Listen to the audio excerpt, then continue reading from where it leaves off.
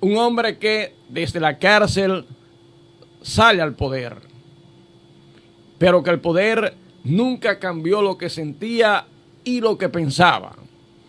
Nunca cambió que el poder no se debe a un hombre, sino se debe al colectivo. Pero vamos a ver al doctor Joaquín Balaguer. A mí me apena ver cuando en mi país, en mi República Dominicana, la descomposición que tenemos nos ha llegado a hacernos los ciegos.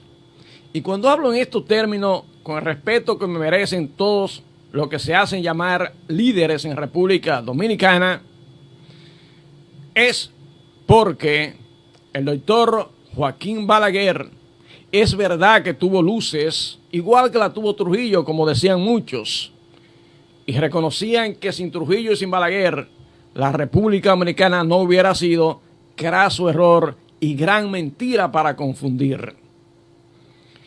¿Por qué? Y lo voy a traer de allá. ¿Por qué Trujillo construyó?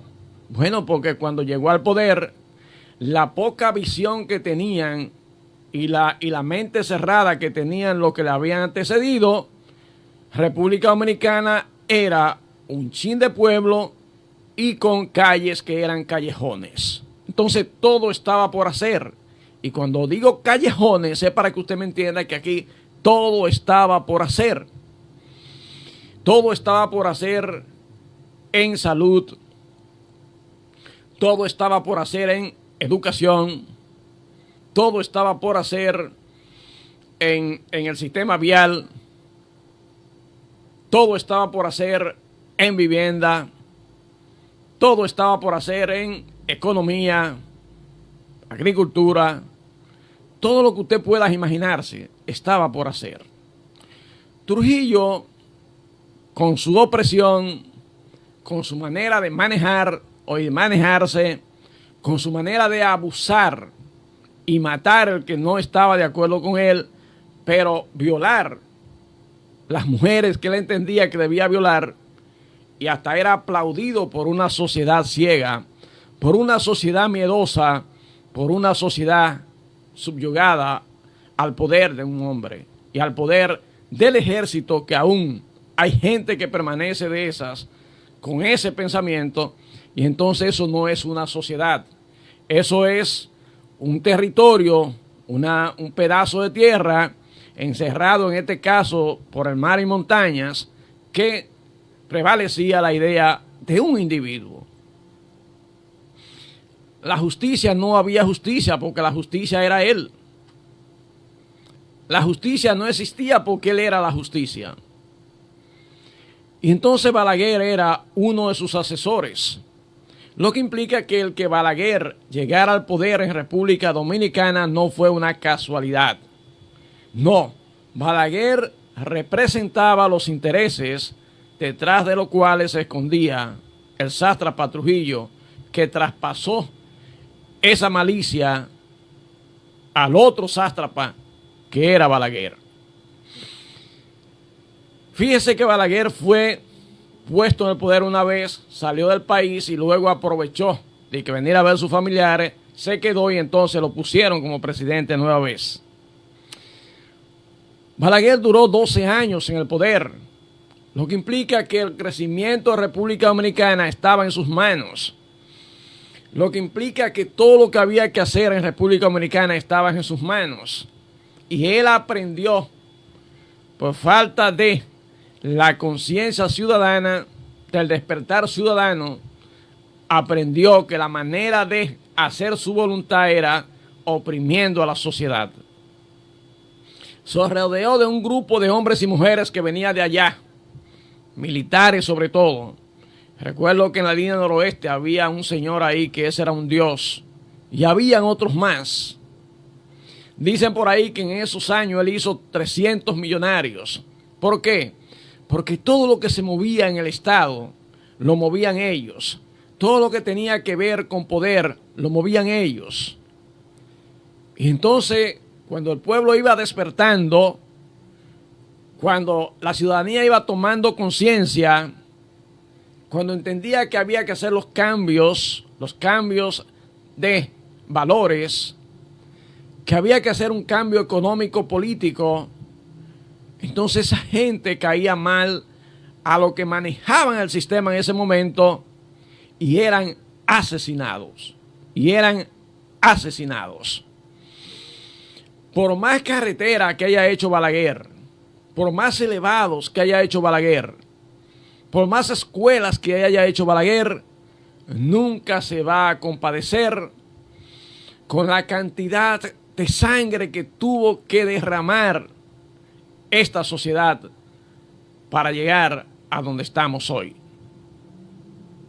Durante 12 años, este país supo lo que era perder a Goyito, a Orlando Martínez, a Mamatingó, el último Narcisazo.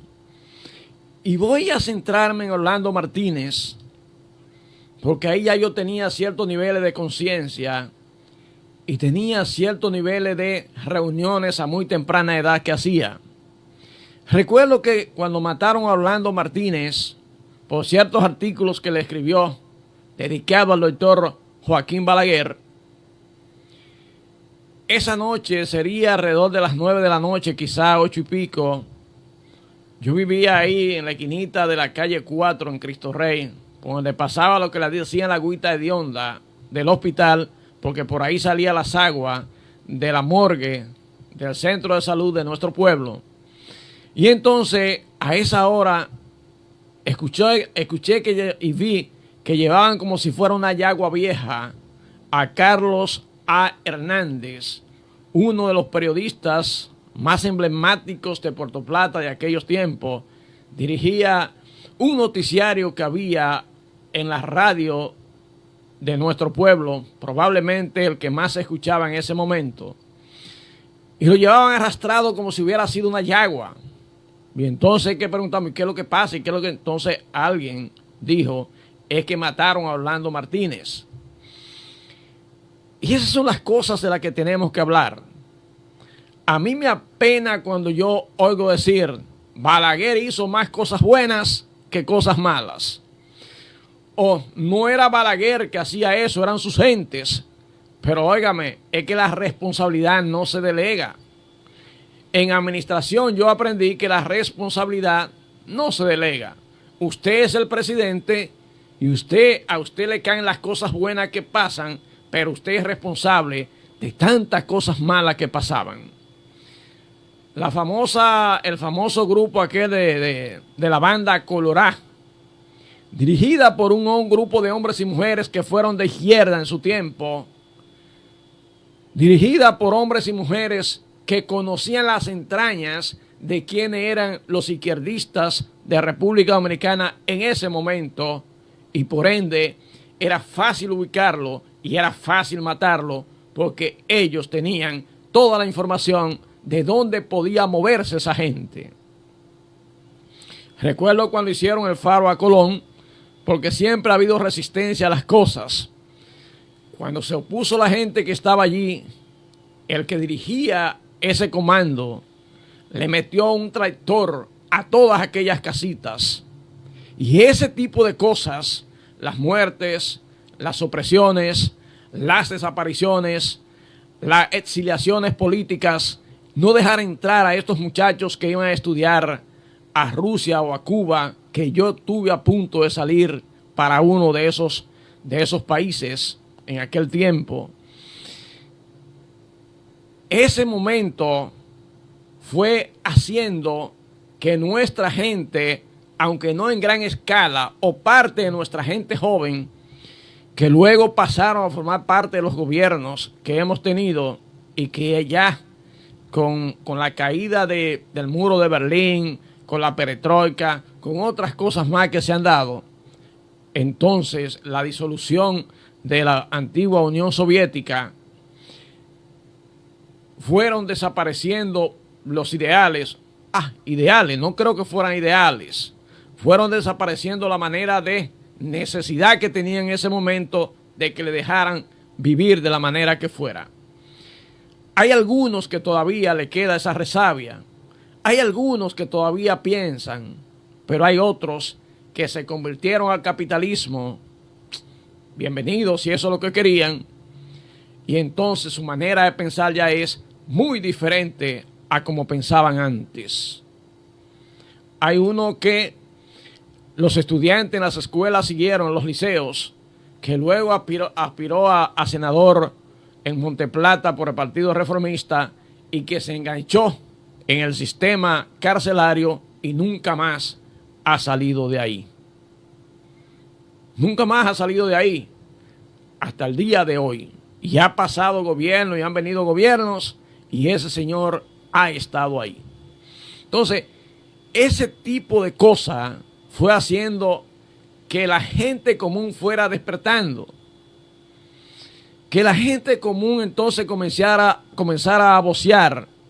Le cogemos las funditas y no somos reformistas. Y entre una serie de eslogan más que fueron calando en la gente, que fueron calando y calando en la gente, y que en la medida que la gente joven se iba formando, iba siendo diferente. Y entonces fue creciendo aquello de la conciencia para hacer transformaciones profundas y hacer que entonces pensáramos como un colectivo y no como un individuo. Balaguer tenía la particularidad, para los que se le olvidó, que él ponía a los jueces, él ponía a los fiscales, él ponía a los presidentes de juntas. Y esa gente tenía que hacer lo que él dijera que se hiciera. Por ende, cuando quería desaparecer y cuando quería dañar, dañaba. Y cuando quería parecer un dios, entonces salvaba. Porque él tenía todo en sus manos.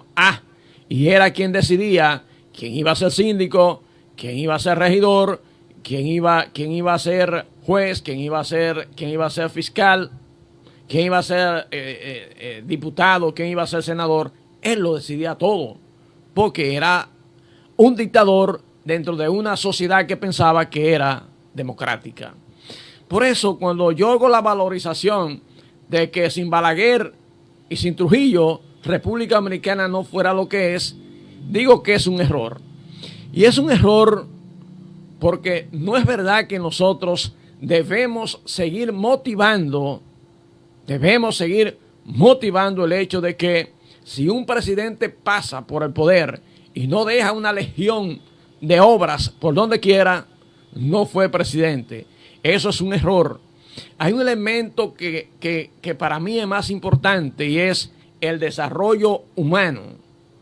Y es la parte social. Y es el compromiso social.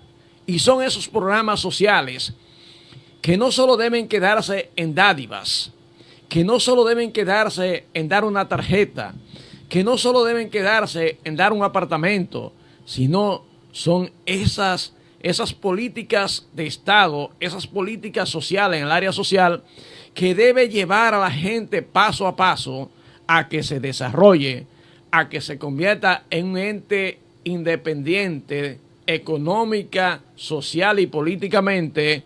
Y son esas políticas de Estado que debe llevar a la gente a ser independiente de pensamiento. Cuando eso se logre, entonces estaremos hablando que tenemos una sociedad que se encamina hacia el crecimiento y desarrollo social.